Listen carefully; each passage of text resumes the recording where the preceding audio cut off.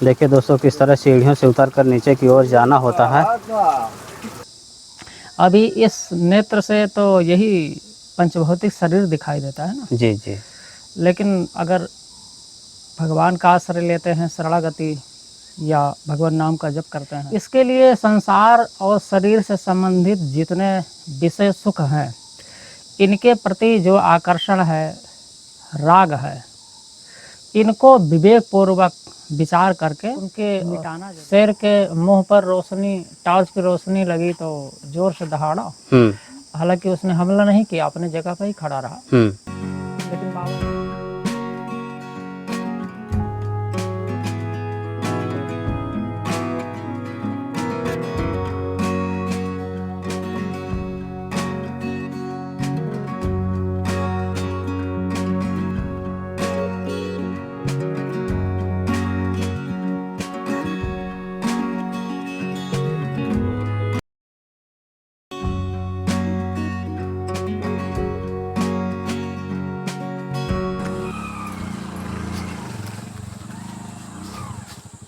देखिए दोस्तों इस तरह के जंगली रास्तों से होते हुए अभी हम संत की कुटी की ओर जा रहे हैं और रास्ता भी ठीक नहीं है, फिर भी हम आप लोगों को दर्शन करवाते हैं। देखिए कितना खूंखार जंगल है। और आपको बता दें कि इस समय पेड़ पौधों में नए नए फूल आए हैं तो काफ़ी सुगंध भी आ रही है। देखिए दोस्तों हमें रास्ते में इस तरह की नदी मिली है जो झरनों का पानी है, पहाड़ों का बहता हुआ जा रहा है। और अभी हम इसको क्रॉस करके जा रहे हैं और आगे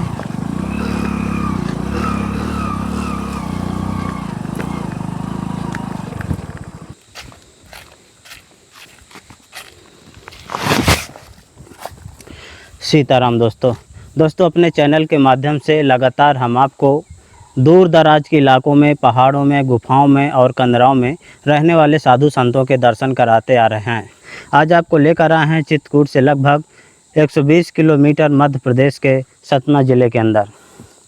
आप चारों तरफ से जो जंगलों के दृश्य देख रहे हैं, धारकुंडी के जंगल हैं और इस तरह के जंगलों के अंदर एक महात्मा कुटी बनाकर वर्षों से भजन साधना करते आ रहे हैं। तो आज आपको उनके दर्शन कराने वाले हैं। टाइगर बाहुल्य क्षेत्र भी है, रास्ते में कई जगह जंगल के अंदर हमें बोर्ड मिले हैं। तो आइए चलते हैं दोस्तों सीधा महाराज जी की कुटिया की ओर। तो दोस्तों पहाड़ों से उतरकर अभी हम आधे पहाड़ तक आ गए हैं और यहाँ से सीढ़ियों के रास्ते हमें उतरना होगा। तो अभी हम सीढ़ियों से नीचे उतर रहे हैं। ये देखें यहाँ से सीढ़ियाँ लगी हुई हैं। संत की कुटिया तक पहुँचना इतना आसान भी नहीं है। ये देखें दोस्तों,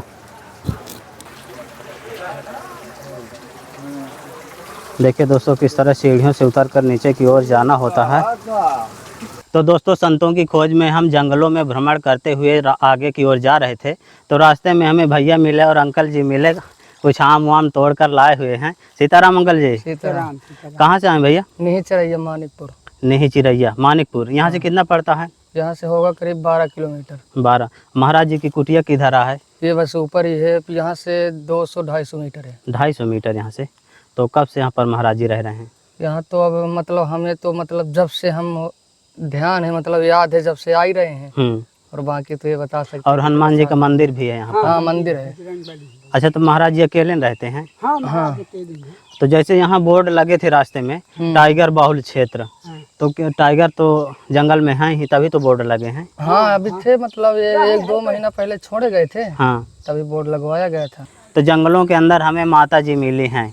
देखिए बेल फोड़ रही हैं। माता जी क्या है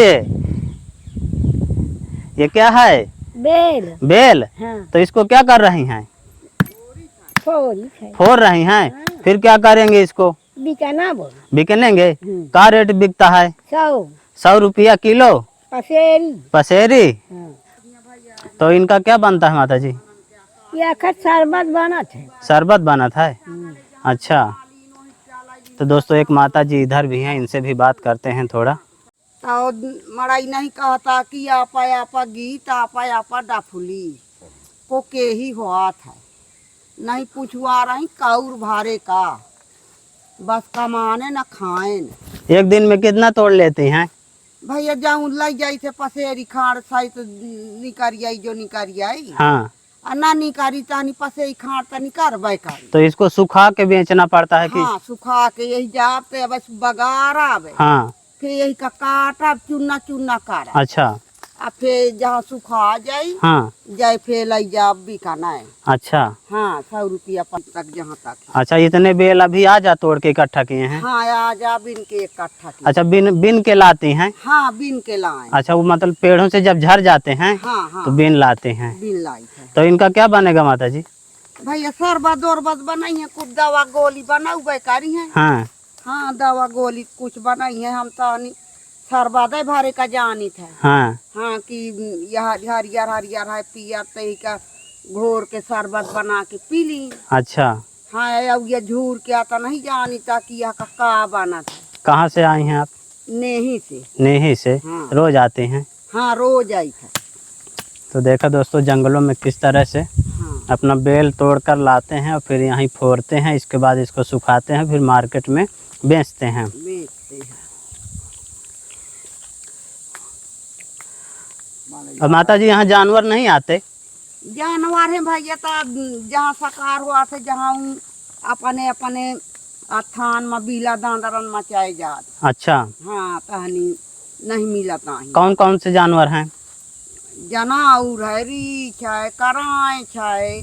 अच्छा, हाँ ई मरा इनके टोरे वाले। हाँ, हाँ आया और उनका न कहाँ मैं खूब चीतर समारी इनता के अब खूब है। अच्छा, हाँ तो देख के भाग दे आती। भाग जाती। हाँ और साधु संतों की कुटिया है माता जी यहाँ कहीं?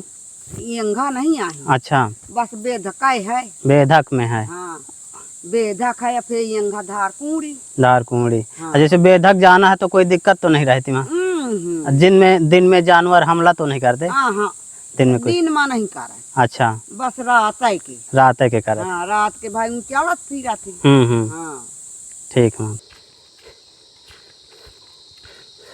देखिए इधर, ये देखिए दोस्तों यहाँ पर कुछ संतों की समाधियाँ बनी हुई हैं और बगल से ही ये रास्ता गया हुआ है।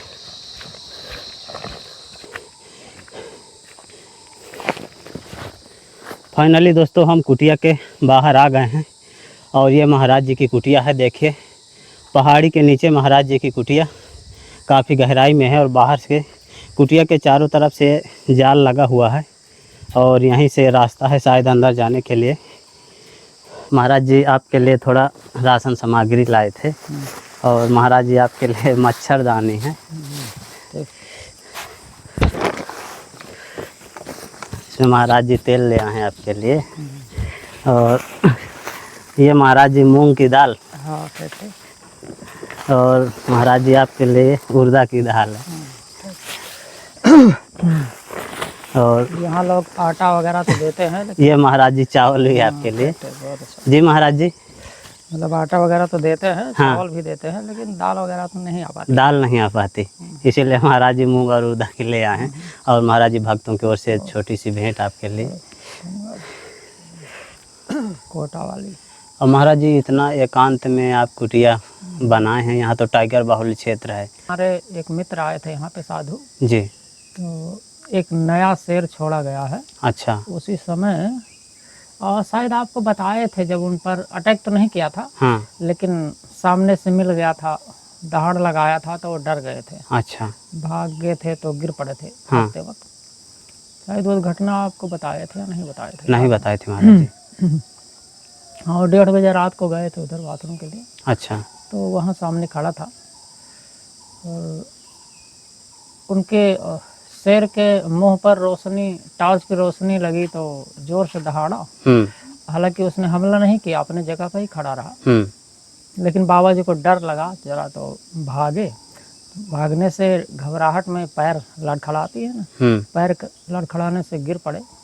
गिरने के बाद भी शेर ने अटैक नहीं किया जी, अपने जगह पर ही खड़ा रहा। फिर आकर के वो आ गए कुटी में, तो ये हो गया 2 महीना करीब हो गया हो। लगता है कि ये बाहर से कहीं से लाके छोड़े गए हैं। हाँ। पहले तो नहीं थे, 20-22 साल पहले जब हम रहते थे जी, ये बड़े शेर नहीं थे। तो यहाँ के लोग बताते हैं कि सन 2018 में एक बड़े शेर को और 2 या 3 चीता, जी, तेंदुआ इनको छोड़ा गया था। अच्छा। तो और तो मर भी गए हैं तेंदुआ, लेकिन एक बड़ा वाला शेर बचा था। और अभी 6 महीना पहले लगभग 2 शेर और छोड़े गए हैं। जी तो वो हैं, अभी 4 दिन पहले वो आया भी था, वो नया जो छोड़ा गया है। जी जी। हाँ।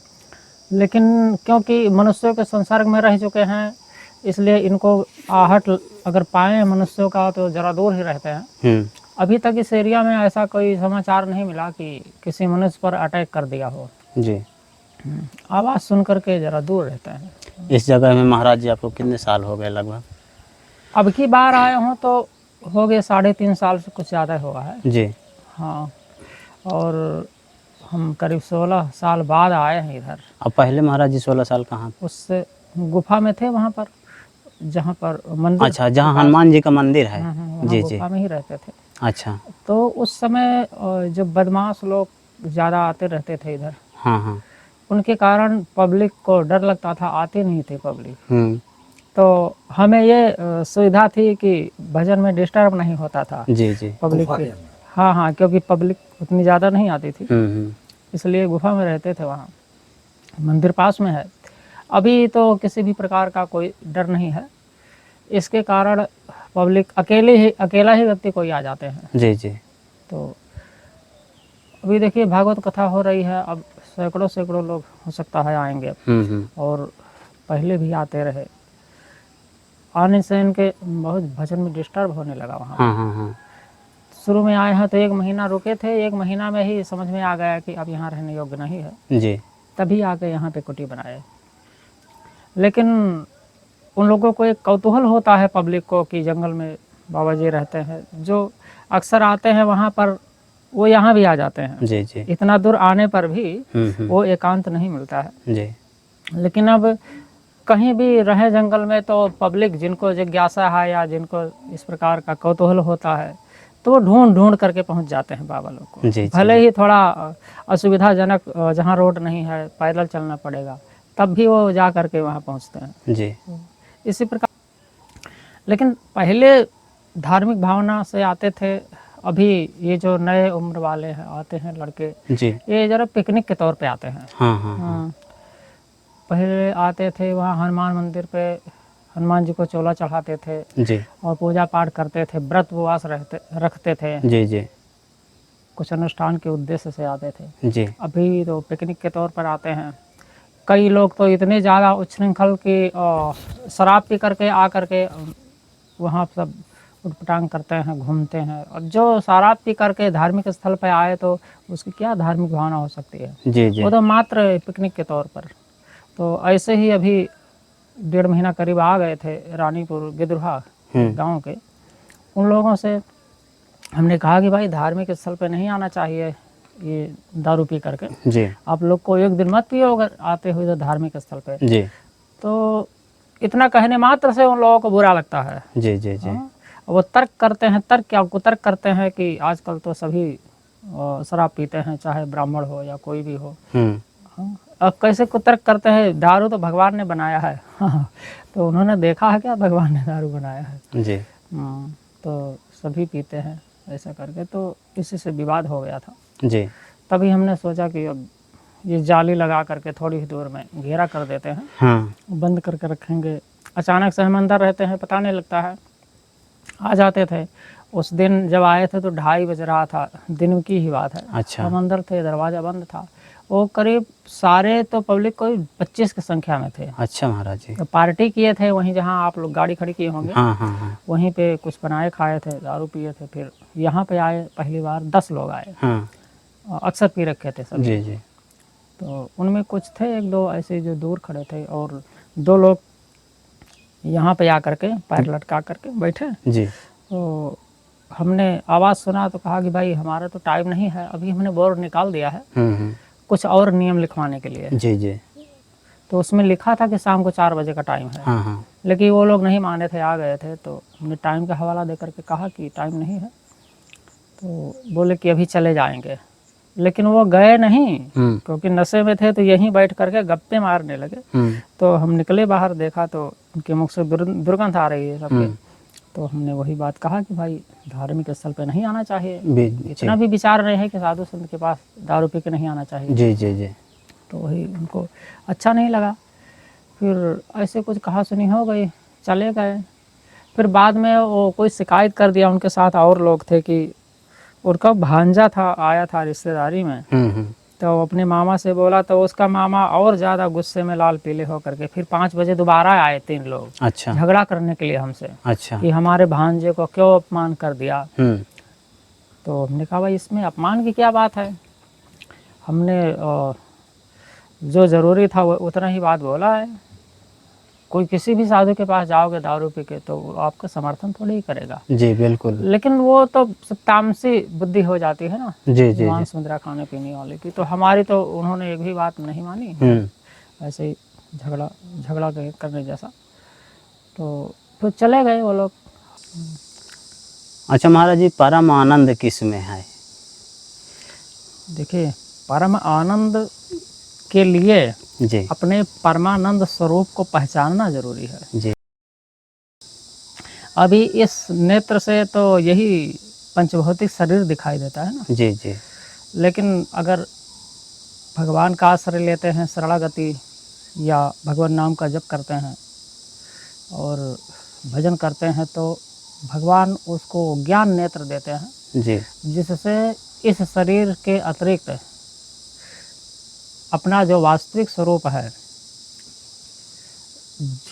जो कि शरीर के मृत्यु होने पर भी जिसकी मृत्यु नहीं होती, जी वह अपना आनंद स्वरूप है, परमानंद। जी तो उसमें स्थित होने पर वह वास्तविक परमानंद है, और वही अपना मानव जीवन का मुख्य लक्ष्य भी वही है, जी अपने परमानंद स्वरूप को पहचानना।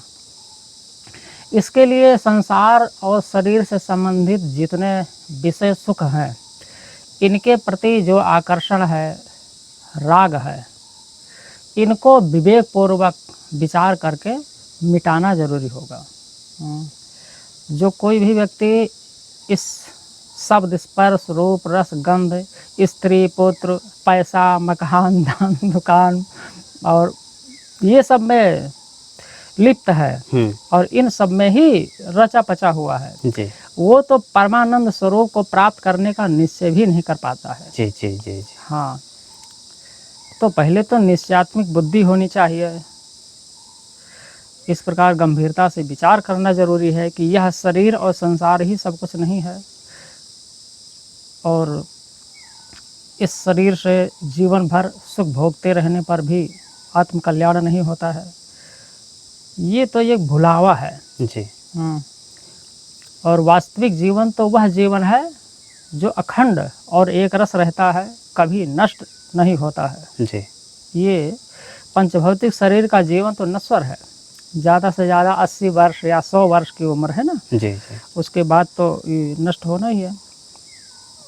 लेकिन वह कालातीत है और वह जीवन अपना वास्तविक स्वरूप है।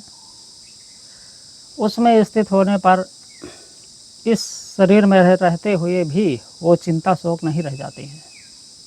वही मानव जीवन का लक्ष्य है। उसी के प्रयास में जो जितने साधक हैं अध्यात्म मार्ग के, उसी के प्रयास में हैं।